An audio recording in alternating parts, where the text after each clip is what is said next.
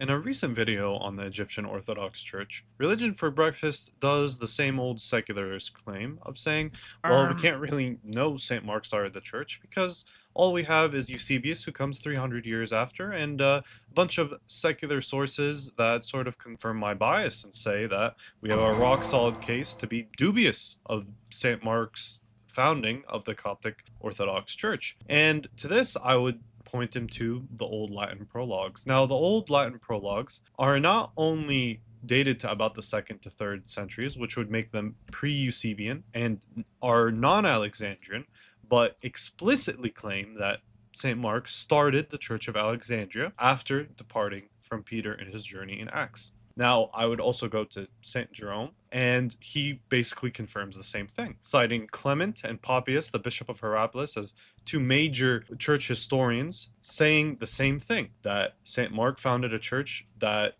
became pretty much the example for all churches later on after he departed from Peter. And many people say, well, by using Jerome, you're falling into the same trap, right? His writings are coming 300 years after Mark, and really this makes the whole thing dubious because of the time difference. And anyone who says this really doesn't understand how history works. Aristotle, who I'm sure no one would ever doubt his existence, the only theories and writings that we have that refer to him come 300 years after him. So, by this sort of atheistic paradigm and idea, should we also discount Aristotle's existence as well? And really, this comes down to the atheistic confirmation bias, saying that, um, oh, well, actually, I trust the well documented evidence. If you're taking this from a sort of objective view, you would go no further than the church, which has 2,000 years of history and tradition that correlates with each other, rather than saying, oh, well, rather trust the most recent few hundred years of recent scholarly analysis of my secular beliefs that make me feel